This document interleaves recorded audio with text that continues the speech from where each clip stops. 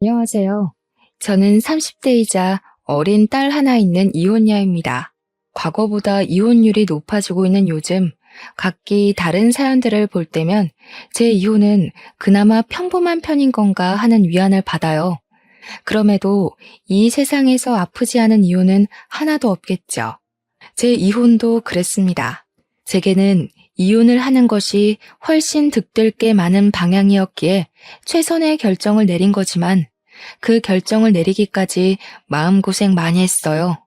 당연히 흔한 고부 갈등도 있었고 남편과의 문제도 있었죠. 흔할 것 같으면서도 한편으론 기적 같기도 했던 제 사연을 지금부터 들려드리겠습니다. 평범하게 자라서 평범하게 살 줄 알았던 제가 드라마에서나 보던 돈 많은 집에 시집을 가게 되면서 인생이 달라지기 시작했어요. 원래 저랑 남편은 학원 강사랑 학생 사이로 만났습니다. 제가 영어 강사고 남편이 당시 토익을 준비하는 학생이었어요. 남편은 저랑 동갑이었는데 우리 학생들 중에서도 남편이 다소 나이가 있는 편에 속해 있어서 저는 더 좋게 보았습니다. 뒤늦은 나이에도 본인의 커리어에 도전하는 남편에게 용기를 주고 싶기도 했었어요. 그래서 남편에게는 항상 궁금한 거 있으면 부담 없이 찾아오라는 말을 꼭 해줬습니다. 남편은 정말 적극적으로 저를 찾아왔었어요. 수업이 없는 날에도 찾아왔었는데 저는 그게 정말로 자격증에 관한 일 때문인 줄 알았습니다. 그런데 남편은 어느 순간부터 취업이나 학습 부분의 질문이 아닌 제게 전화번호를 물어봤어요. 당연히 처음에는 관심 없다고 좋게 거절을 했지만 남편의 꾸준한 마음에 흔들려서 얼떨결에 사귀게 되었습니다. 그 인연으로 본의 아니게 결혼까지 하게 되었죠. 결혼 준비 과정에서 알게 된 건데 남편은 꽤나 돈이 있는 집안의 자제였습니다. 그건 결혼하기 전 남편 집에 인사를 하러 갔다가 알게 되었어요. 남편을 통해서 집안이 넉넉한 편이라고 언지를 듣긴 했는데 부자 동네로 소문난 곳에 단독주택을 소유하고 있는 집안인 줄은 상상도 못했습니다. 그런 동네에는 연예인이나 국가 일하는 높은 사람들만 사는 곳인 줄 알았고 TV에만 나오는 저와 다른 세상의 장소라 생각했어요. 만약 결혼을 약속하기 전에 남편 집안이 우리 집안과 상당한 수준 차이가 난다는 걸 알았더라면 솔직히 이 결혼에 대해 고민해 봤을 것 같네요. 제가 왜 이런 생각을 했냐면 시부모님께 인사하러 갔을 때 시모가 제게 제일 먼저 이런 말을 했기 때문인데요. 아가씨가 강남 학원 강사가 아니었으면 우리 아들 짝으로 허락 안 했을 거예요. 내 말은 우리 아들 책임지고 공부랑 자격증 좀 따게 가르치라고 허락해준다는 거예요. 그 정도로는 쓸모 있어 보이니까. 처음엔 시모의 말을 듣고 당황했습니다. 그때만 해도 시모의 성격이 보였다기보다는 머릿속이 새하얘져서 내가 잘못 들었나 의심할 뿐이었어요. 나중에 남편이 제게 따로 해준 설명 때문에 시모가 왜 그런 식으로 말을 했는지 아주 조금은 이해할 수 있었습니다. 우리 엄마가 원래 말이 좀 세. 우리 엄마 워낙 며느리 보는 눈이 높아서 웬만하면 한 번에 통과받기 어려운데 자기는 마음에 드나 봐. 잘됐다. 시모가 제게 말을 좀 차갑게 하긴 했지만 원래 말씨가 그렇다고 하니 그럭저럭 넘겼어요. 어쨌든 시모가 저희의 결혼을 단번에 허락했다는 것이 중요했으니까요. 그런데 제가 결혼할 때 남편 집안 형편이 첫 번째 반전이었다면 두 번째 반전이 또 기다리고 있었는데요. 그건 바로 시부의 존재였어요. 남편이 연애 때도 그렇고 결혼 준비하면서도 그렇고 시모 이야기만 주야장천 하길래 저는 시부가 돌아가신 줄 알고 있었단 말이죠. 그래서 일부러 예의상 남편에게 돌아가셨냐고 묻지도 않았고 빙빙 돌려서 확인했었어요. 예를 들면 우리 부모님 한복 맞출 때 시모 한복도 같이 맞추자고 한다든지 시모가 좋아하는 음식이 뭐인지 등등으로 말입니다. 제가 이렇게 얘기했을 때 만약 시부가 살아계신다면 남편이 알아서 시부 이야기를 꺼낼 줄 알았어요. 그러나 남편은 이런 대화를 나눌 때마다 시모 이야기만 했고 시부 이야기는 아예 하지 않아서 저는 당연히 시부는 돌아가시고 안 계시는구나 이렇게 단정 지을 수밖에 없었죠. 그런데 청첩장을 제작할 때 남편이 시부 이름을 올리는 겁니다. 그걸 보고 얼마나 당황했는지 몰라요.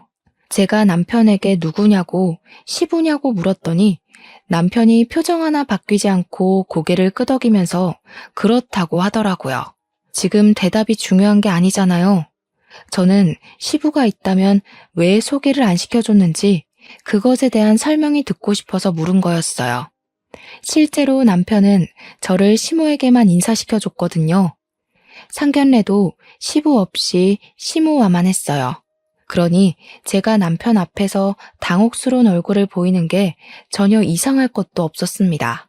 저는 남편에게 대체 왜 시부가 있다고 말하지 않았냐 묻자 남편이 별일 아니라는 듯 한마디를 던졌습니다. 사이가 안 좋아서 신경 쓸 거 없어. 원래 오래전부터 없는 사람이나 마찬가지였으니까. 그게 다였어요. 남편의 대답에 황당해서 말문이 턱 하고 막히고 말았습니다. 아니, 아무리 사이가 안 좋다고 한들 결혼을 하게 될 사이인데 부모님을 전부 다 소개해줘야 하는 게 아닌가요? 그리고 결혼식장에 부르는 걸 보니까 시부모님이 이혼한 것도 아닌 것 같은데 남편에게 슬쩍 물어도 제대로 알려주지 않으니 혼자서 시부모님의 관계를 추측만 해봐야 했는데요. 시부모님이 아마 이혼은 하지 않고 별거만 하고 있었던 게 아닐까. 그땐 그렇게 예상했습니다. 소개를 시켜주지 못할 정도로 사이가 안 좋았다면 그런 사정이라고 말이라도 해줄 것이지. 시부의 존재를 알게 된 순간 저는 마치 죽은 사람이 도로 살아난 것처럼 당황스러운 기분을 느꼈습니다. 남편은 결혼식 때에 제게 처음으로 시부를 먼저 언급했었는데 그것마저 황당한 주의였습니다. 남편 말이 시부는 그냥 결혼식 자리만 지키러 오는 거니까 모시지도 말고 인사도 하지 말라더군요. 시부와는 같이 안 살아서 결혼식 때 말고는 볼 일도 없다면서 말이죠. 그런 경고 아니더라도 어차피 시부 되는 분과는 인사를 못했어요.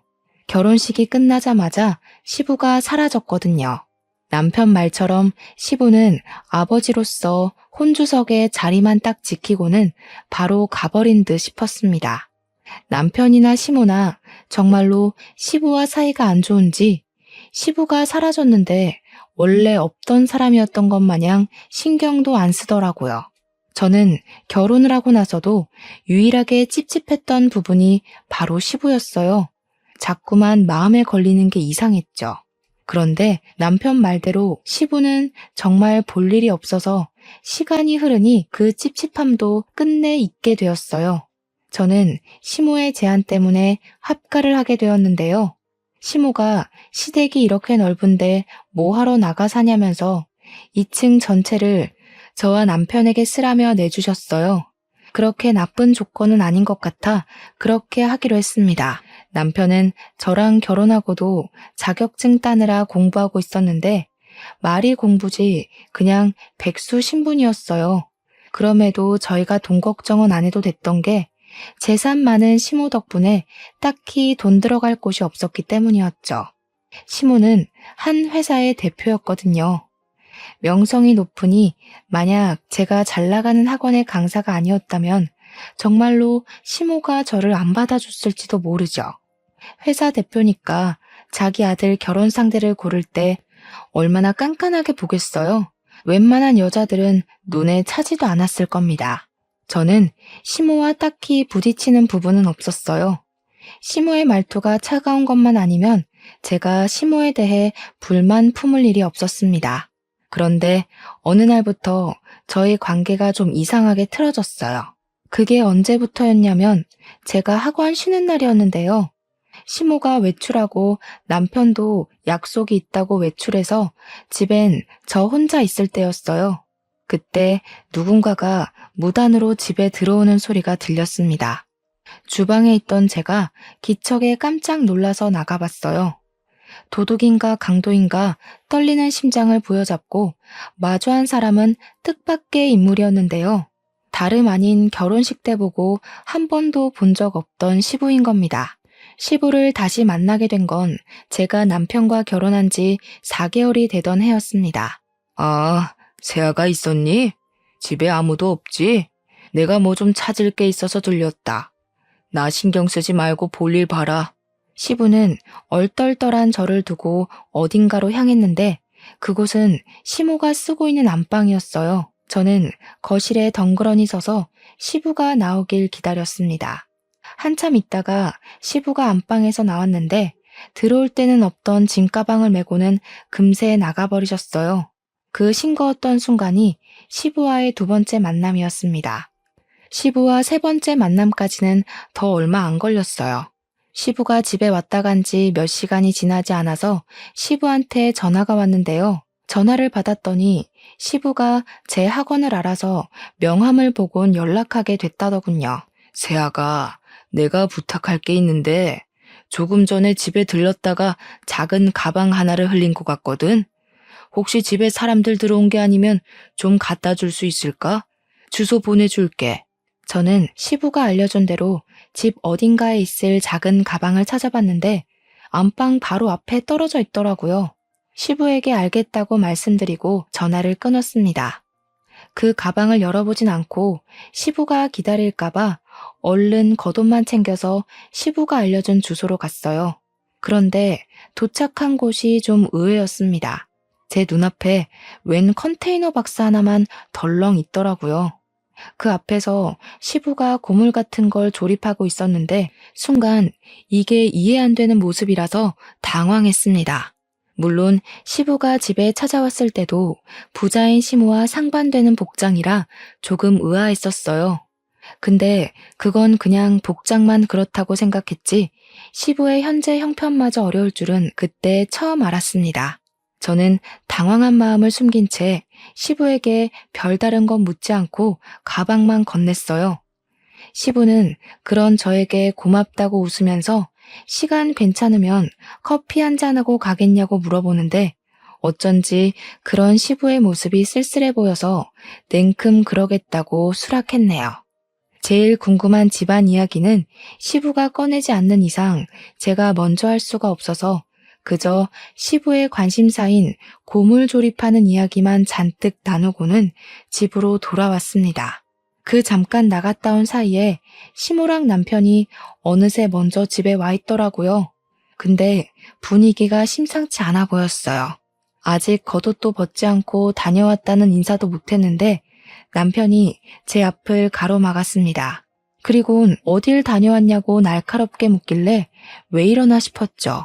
시부를 만나고 왔다는 사실을 숨기는 게 더 이상할 것 같아 솔직하게 말했더니 내가 아빠 만나지 말랬잖아. 우리 집에서 아빠 상종도 안 하고 있는 거 모르겠어? 경고해줬는데 왜 뜬금없이 안 하던 짓을 해? 남편이 다짜고짜 성질을 내더라고요.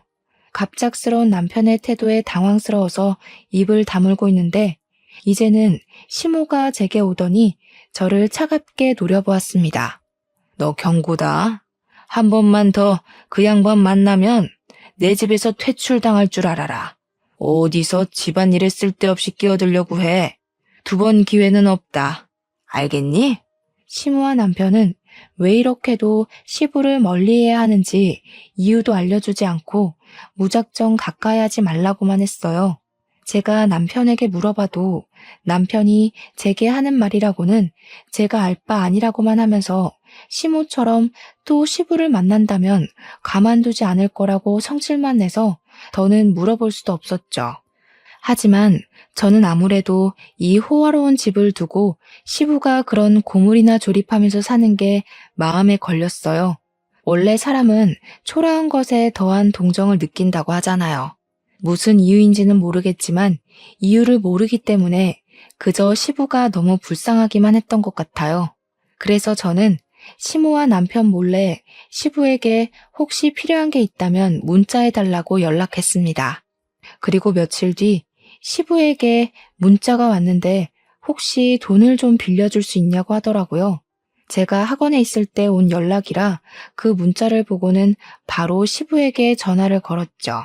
네, 그럼요. 급하신 거면 당연히 빌려드려야죠. 얼마나 필요하신데요? 아유, 고맙다. 내가 꼭 갚을게. 한 500만 원이면 충분할 것 같거든. 조만간 쓸 데가 생길 것 같은데 내가 지금 대출이 안 돼서.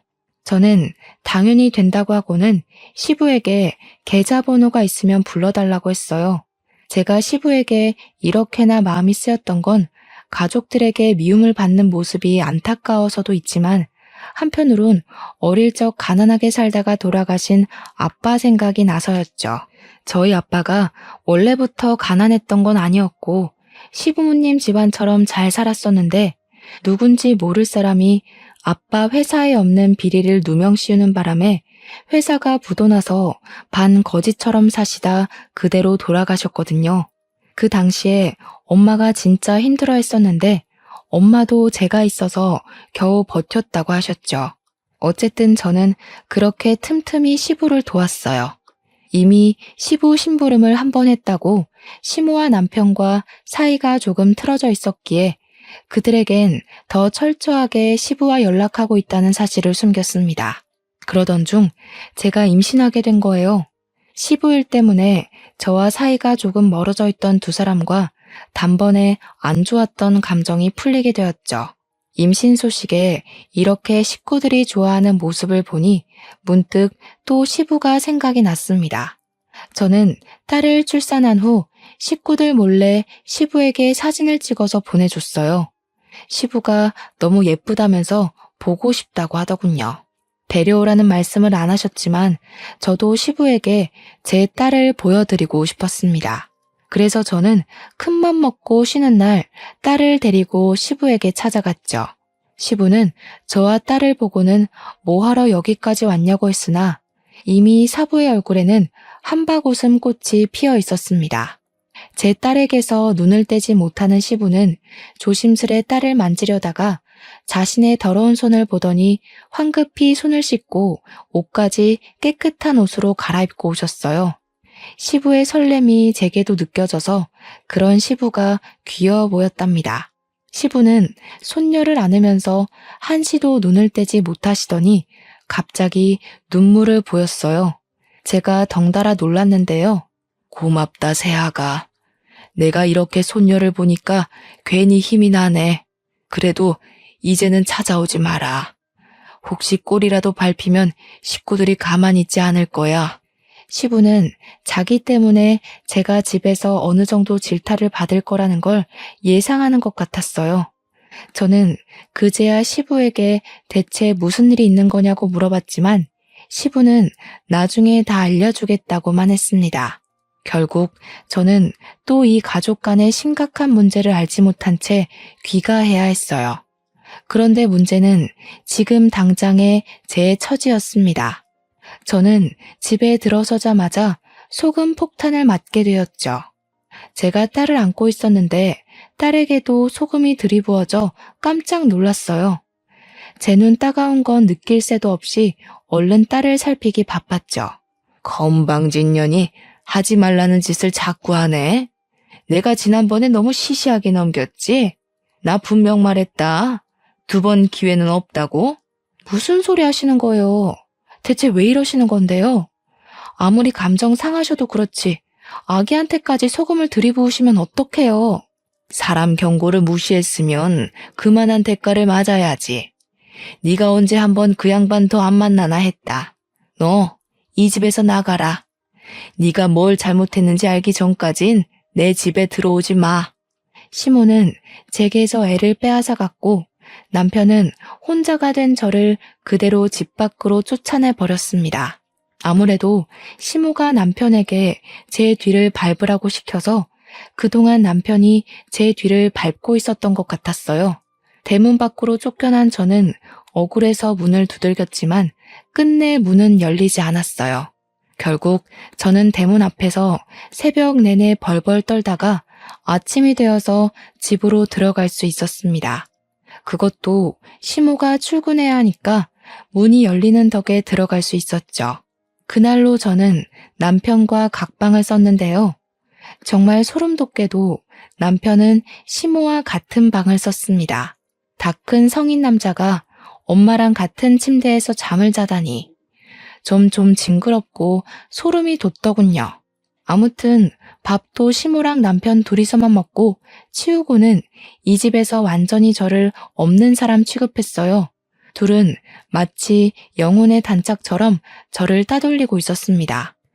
유치한 행동에 어처구니가 없던 저는 남편에게 어떻게 다 큰 성인이 엄마랑 같이 자냐고 따져 물었지만 그럴 때마다 남편이 시모에게 고자질하는 바람에 시모가 제게 와서 다시 따지는 레퍼토리가 계속해서 반복되었어요. 저와 남편의 사이는 멀어질 거리도 없는 줄 알았는데 시모 문제 때문에 그보다 더 멀어지게 됐습니다. 저는 마지막 카드로 남편에게 내가 집을 마련할 테니 분가하자는 말을 던졌어요. 제정신이냐? 내가 수백억 두고 뭐하러 너랑 나가서 살아. 난 죽을 때까지 엄마 못 떠나. 우리 엄마랑 같이 지내는 게 그렇게 못 견디겠으면 차라리 이혼해. 알고 보니 남편은 시모가 가진 재산 때문에 시모 말이면 별도 달도 전부 따다 줄 것처럼 복종적인 사람이었어요. 재산도 어느 정도면 모르겠는데 수백억이라고 하니까 남편이 그 재산을 오로지 받으려고 시부까지 버린 거라고 하더군요. 어떻게 돈 때문에 아버님까지 버릴 수가 있어? 이혼? 말이 쉽다. 이럴 거면 나랑 왜 결혼했니? 평생 엄마 뒷바라지나 하면서 돈이나 받아 처먹을 것이지. 나도 욕구는 풀어야 할 거 아니야. 평범하게 살다 죽을 팔자 구제해줬더니 배딱지가 불렀냐? 왜 갑자기 분가하자고 난리야? 저는 남편의 말에 기가 막혀서 그 자리에서 남편 뺨따기를 날렸습니다. 그런데 재수가 없어도 이렇게 없을 수가 있는지 하필 그 타이밍에 저희 방에 무단 침입한 시모가 제가 남편의 뺨을 치는 걸 보게 되었어요. 시모는 눈알이 튀어나올 듯이 놀라면서 바로 저에게 달려들어 제 머리채를 잡았죠. 이 년이 감히 내 귀한 아들을 이혼 소리 잘 나왔네. 당장 내 집에서 나가. 내가 너 같은 평민을 집에 들이는 게 아니었는데 아주 큰 실수를 했어. 짐 챙겨서 따로 보내줄 테니까 당장 꺼져. 저는 또다시 그들에게서 그대로 쫓겨났습니다. 솔직히 남편과 이혼하면 그만이지만 그 사람들이 제 딸을 빼앗아가서 이대로 돌아설 순 없었어요. 절대 그들이 제 딸을 키우게 두고 볼 순 없었죠. 결국 저는 친정에 가서 며칠을 울며 머물게 되었는데 그러는 동안에도 시댁에서는 계속 이혼 합의서와 협박 문자가 날라왔어요.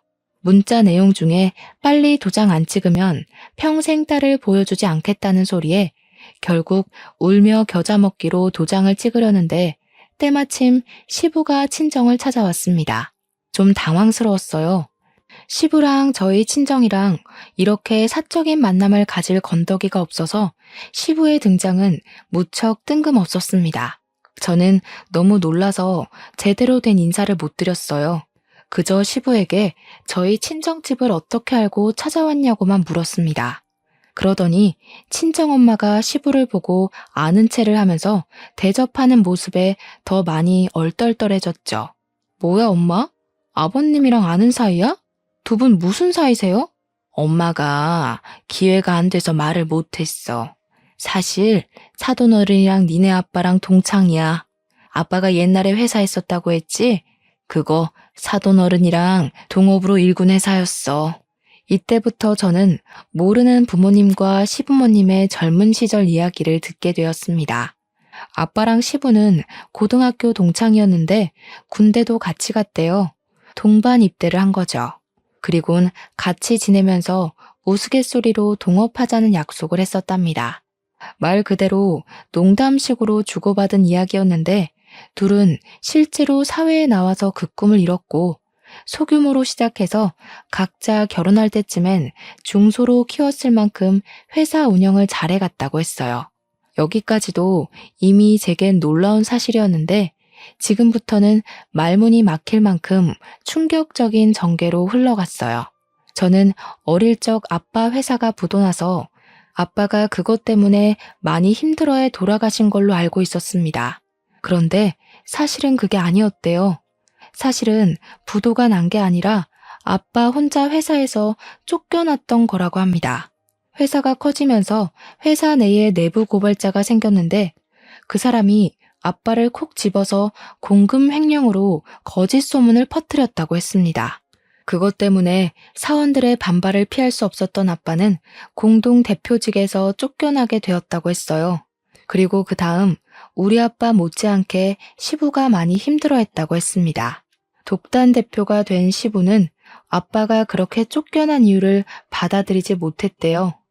시부가 누구보다 아빠를 잘 아는 사람이기도 했고 자신보다 아빠의 운영 방식을 더 믿고 고수했기에 그렇게 회사를 소중하게 생각했던 사람이 횡령을 했다는 사실이 말이 안 된다고도 생각했대요. 그래서 시부가 결국 내린 결정은 회사 문을 닫는 거였답니다. 그리고 그때 그걸 못하게 막은 사람이 바로 내부 고발자였다는데요. 그 내부 고발자는 다름 아닌 시모라고 했어요. 시모는 시부를 회사 단독 대표로 만들기 위해서 우리 아빠를 쫓아낼 궁리만 했었던 사람이라고 했습니다. 시부는 그걸 알게 되었지만 너무 늦게 알아서 속수무책 당할 수밖에 없었고 우리 아빠는 그 누명 때문에 징역도 살았었다고 했어요. 시부는 이 모든 사태의 원인이 시모의 짓이란 걸 알고는 사원들에게 면목이 없어서 회사 대표직에서 물러났는데 시모가 아주 뻔뻔하게 그 자리를 꿰차고 들어가서 지금까지 저렇게 잘 먹고 잘 살고 있는 거라고 합니다. 시부가 그런 시모와 아직 이혼하지 않고 있었던 이유는 우리 아빠의 억울함을 풀어주려면 언젠가는 이 혼인관계가 시모의 발목을 붙잡을 유일한 찬스일지 모른다고 생각해서 유지하고 있는 셈이라고 하셨어요. 저는 부모님과 시부모님과의 관계성을 대충 다 들었는데도 여전히 혼란스러웠어요. 뭐가 어떻게 되었든 결국 우리 아빠가 죽은 건 시모라는 사실이잖아요. 저는 그럼 저희 아빠를 죽인 사람의 아들과 결혼을 한 거 아닙니까? 결국은 죽은 아빠에게 죄를 짓고 있었다는 생각이 물밀듯이 들었고 제게 이런 감정을 만들어준 시모와 남편에게 금세 짜증이 밀려왔습니다. 그때 아무 말도 못하고 있는 제 앞으로 시부가 작은 가방 하나를 내밀었어요. 그 가방은 지난날 시부가 제게 부탁해서 가져다 달라고 했던 그 가방이었죠. 네가 열어보길 바랬는데 네 아빠처럼 야무지고 착해서 그런가 확인을 안 해봤더구나. 한번 열어봐봐. 안 싸돈보다는 너한테 주는 게 맞는 것 같아서 내내 갖고 있었어. 시부 말로는 그날 이 작은 가방을 일부러 떨어뜨리고 왔다고 했어요. 제가 그 가방을 열어보길 바라면서요. 이게 왜 내 것이라고 말을 하는지 여전히 시부의 말이 이해되지 않아서 저는 바로 가방을 열어보았습니다. 안에는 오래된 캠코더 하나가 들어있었어요. 그 캠코더를 들고서 시부에게 이게 뭐냐고 물어보니까 시부는 대답 대신 캠코더를 틀어주었습니다. 그 캠코더엔 아기 때의 제 모습부터 아빠와 함께했던 추억들이 담겨있는 영상이 들어있었어요. 솔직히 말하면 아빠는 제가 초등학생일 때 돌아가셔서 기억이 흐릿했거든요. 아빠가 한 번씩 생각날 때마다 어떻게 아빠 얼굴을 떠올려야 하는지도 점점 잊어가고 있었는데 이 생동감 넘치는 캠코더 영상 덕분에 아빠를 다시 생생하게 기억할 수 있어서 좋았습니다. 그렇게 그 영상을 보면서 아빠가 제게 어떤 사람이었는지 추억할 수 있었는데요. 추억에 빠져있기도 잠시 마지막 순서의 영상이 다른 영상들과 다르게 결이 좀 달랐습니다. 자세히 보니까 그건 우리 가족의 영상이 아닌 아빠 회사가 담긴 영상이더라고요. 아빠는 회사에서 캠코더를 재생시키곤 제게 보여줄 회사 사무실 영상을 찍으려고 했던 것 같았어요. 그러다 누군가가 아빠를 찾아왔고 캠코더를 만지던 아빠가 미처 녹화를 끄지 못해서 찍혔던 영상인 듯 보였죠. 아빠를 찾아와 영상을 방해한 사람은 젊은 여성이었습니다. 처음엔 누군지 바로 알아보질 못했어요. 그런데 날카롭고 차가운 목소리가 흘러나오자마자 그 여자가 바로 젊은 시절의 시모구나 라는 걸 알아챘습니다. 분명 내가 순순히 나가라고 했죠. 험한 꼴 당하고 싶어서 버티는 거예요? 나 한다면 하는 사람이에요. 이미 여기 회사 어떻게 돌아가는지 내부 사항도 잘 알고요. 용석이한테 다 얘기하기 전에 그만하시죠. 여기 제 회사기도 하거든요. 아무리 재수 씨라도 무슨 권한으로 나가라 마라 하십니까? 점점 도가 지나치는데 자꾸 이러면 친구 와이프고 뭐고 출입 금지 시킬 거예요. 역시 말이 안 통하시네. 그런 마인드로 무슨 사업을 한다고? 우리 신랑한테 고자질할 수 있으면 해보세요. 그 전에 이 회사에 버티고 있을지는 모르겠지만 그쪽 와이프랑 어린 딸 하나 있다고 했죠? 이제부터 그쪽 때문에 손가락 빨고 살게 될 거예요. 집안 가장이면 자존심을 택하기 전에 가족들 처지를 먼저 살폈어야지.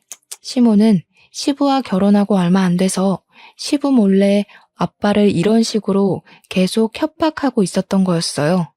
하지만 협박에도 아빠가 물러나지 않자 시모가 결국 일을 꾸몄고 아빠에게 공금 횡령 죄목을 아주 크게 씌워서 구치소로 보내버렸던 거죠. 당연히 그 사실을 알지 못했던 우리 집은 아빠가 무너지자 함께 초박살이 나버렸고 엄마가 힘들게 잡일하면서 저를 먹여 키우셨다고 합니다.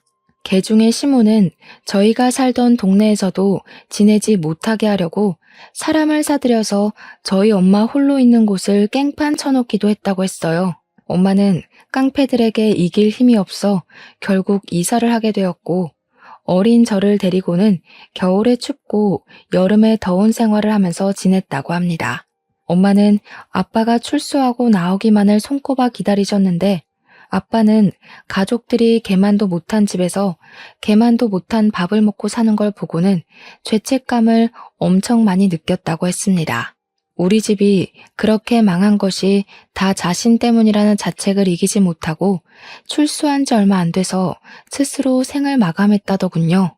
아빠의 죽음은 엄마를 무너뜨렸지만 아빠가 죽고 나서 나온 사망보험금은 좌절스럽게도 저희를 숨쉬게 해주었어요.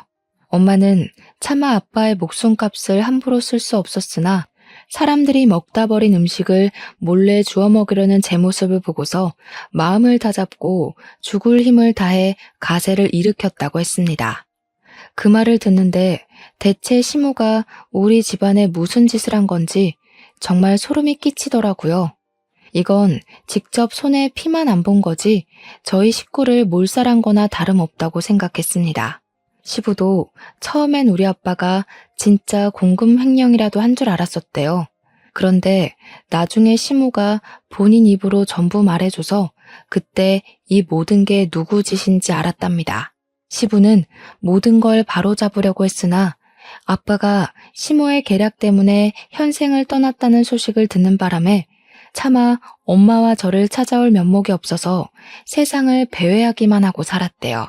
한 번도 네 아빠를 잊은 적이 없는데 솔직히 가끔은 더 이상 세상 시끄럽게 하지 말고 이대로 살다가 너희 아빠에게 용서하러 가볼까 그런 생각도 했었다. 그런데 갑자기 내 아들이 결혼을 한다고 찾아왔더라. 아들이 청첩장을 던져주면서 혼주석만 지키고 바로 가라더라고. 내가 사돈댁에 괜한 소리 할까봐 걱정이 됐겠지. 자기 아들에게 그런 식으로 청첩장을 받는 것이 치욕스러웠으나 시부가 다시 마음을 단단히 먹게 된 이유는 그 청첩장 때문이었다고 했습니다. 청첩장에 사돈 이름을 보고 낯이 익어서 한참 들여다봤었대요. 저희 엄마 이름이 좀 독특합니다. 저도 살면서 동명이인을 만난 적이 없어요. 그래서 제가 이곳에 엄마 성함을 밝히지 못하는 거 양해 부탁드립니다. 아무튼 시부가 저희 엄마 이름 때문에 혹시나 해서 결혼식을 꼭 참석했었다고 해요. 엄마 이름이 아니었다면 결혼식 때 잠적했을 수도 있었다고 하시네요. 그렇게 결혼식을 찾아온 시부는 식장에서 엄마를 만났다고 했습니다. 시부는 엄마를 보면서 아빠가 한번 소개해줬던 여자라는 걸 단번에 알아봤대요. 엄마도 시부를 바로 알아보곤 주춤거렸다고 합니다. 두 분은 모든 사람 몰래 연락처를 교환했고 결혼식이 끝나고도 저 몰래 연통하면서 주기적인 만남을 가졌답니다. 만나서는 시모를 망가뜨리려는 계획을 비밀리에 준비하기 시작했다네요. 그래서 시부가 결혼식 이후 4개월 만에 시댁에 나타난 것이 슬슬 복수를 실현시키기 위해서였다고 했습니다. 시부는 제게 빌려갔던 500만 원도 복수를 위해 사용했다고 했어요. 몇십 년 만에 다시 회사 대표처럼 빼고 광내서 본인의 회사를 찾아갔다고 했어요. 자기가 대표로 있을 때는 젊었던 사원들이 어느새 나이가 들어서 대부분 간부 자리까지 승진해 있었다더라고요. 그분들은 고맙게도 시부를 잊지 않고 있었고 시부의 등장으로 그날 저녁에 몰래 만남을 가졌다고 했습니다. 시부는 제게 빌린 돈으로 그분들에게 식사 접대를 해주면서 시모의 비리에 관한 증거물을 잔뜩 부탁했답니다. 그러려고 제게 돈을 빌려달라고 하신 거였어요. 아무튼 시부가 회사 간부들에게 받아낸 정보들은 대단했습니다. 아빠는 억울하게 누명을 썼지만 시모는 진짜 공금 횡령을 하고 있었거든요. 누구도 모르게 제 남편 명의로 된 통장으로 돈을 야금야금 빼내고 있었던 사실이 드러났어요. 그뿐만이 아니라 간부 직원들이 시모의 성과를 버티기 어려웠는지 시모의 횡포를 추가로 고발해주는 덕에 시모를 고소하기 위한 증거를 모으기는 식은 죽 먹기였다고 했습니다. 그들은 시모 다음 차기 대표로 대기하고 있는 제 남편도 맡고 싶어하는 듯 했어요. 제가 회사 운영에 대해 잘은 모르지만 남편 같은 대표라면 당연히 뿌리도 못 내리게 막는 것이 맞는다고 생각했어요. 아무튼 시부는 받은 증거물을 가지고 바로 시모를 소송했습니다. 소장이 나오자 회사는 빠르게 압수수색을 당했고 아무것도 모른 채 집에 있던 시모는 형사들이 들이닥쳐서 바로 구속되었어요. 저는 그 소식을 시부에게 뒤늦게 전달받고서 빼앗긴 제 딸이 걱정돼서 급하게 시댁으로 갔습니다. 그러자 남편이 어수선하게 집을 돌아다니다가 집에 들어온 저를 발견하고는 곧바로 멱살을 잡더군요. 네가 우리 엄마 깜빵 보냈지? 제정신이냐? 반항도 정도껏 해야지. 감히 시어머니 되는 사람을 깜빵에 보내? 별것도 아닌 사람을 재벌집 며느리로서 만들어줬으면 매사에 넙죽 엎드릴 것이지. 이게 지금 뭐 하는 짓이야? 왜? 네 돈줄 끊기게 생겨서 불안하니? 네 엄마 때문에 우리 아빠는 죽기까지 했는데 고작 수갑 차는 걸로 이렇게 화내면 곤란하지. 재산 잃는 게 겁나는 거면 이제 회사 대표는 네 아빠일 텐데 마마보이 타이틀 버리고 파파보이 해보던가. 너랑 결혼까지 하는 게 아니었는데 그냥 갖고 놀다 버릴 걸 그랬나 봐. 선생이라고 어디 써먹을 때 많을 것 같아서 결혼했더니 정말 똑똑한 척하는 골빈년이었네. 얼마나 할 짓이 없었으면 우리 아빠랑 손을 잡고 남편을 망가뜨린대? 할 짓이 없어서 망가뜨린 게 아니라 너랑 네 엄마는 둘이서 애초에 삽질만 하고 있었던 거야.